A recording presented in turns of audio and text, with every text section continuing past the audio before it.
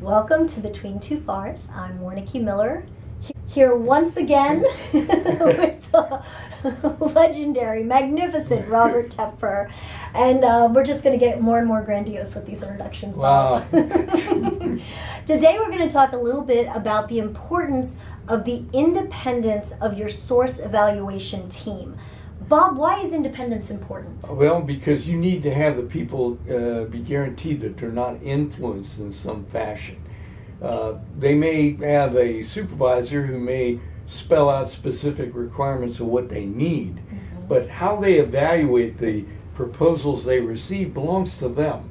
And they need to understand that they're not subject to that supervision in the normal sense, of their daily work and providing insight as to how it's going and that kind of thing, because it obviously would invalidate the independence that they have, which serves as kind of the integrity or foundation of their evaluation. So what happens if their boss says, hey, how's it going with the evaluation of those proposals? I think the answer is pretty well, and I'll see you later. And that would be a lot more than some people would give them.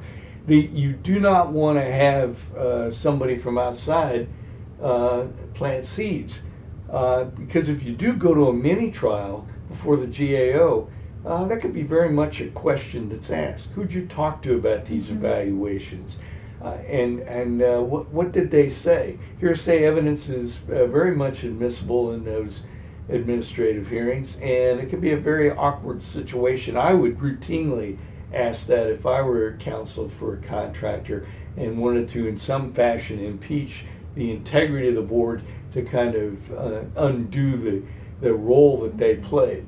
Now, that's not to say that the board is on an island and is completely isolated from information. If there's a technical aspect of the proposal they need some expertise insight on, how do they get that insight? Well, they normally have specialized people that they can ask real targeted questions, but they should know, and they would know, the depth of what they're asking and focus on a specific area. And it should be fairly, factual.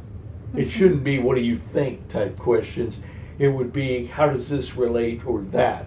And I would imagine it would not be in a supervisory chain asking for approval or insight or, for that matter, evaluation.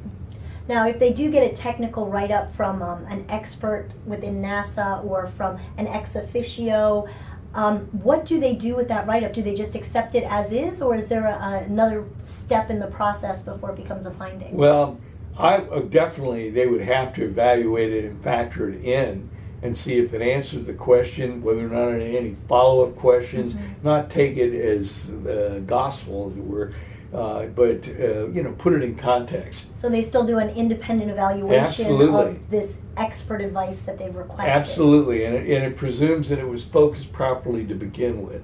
You have to be very careful. In fact, if I were the attorney, I would make certain that they understood, can you live with that being surfaced at a later point in time? Did it seem that you abdicated your decision-making authority? Because if you did, you got a problem.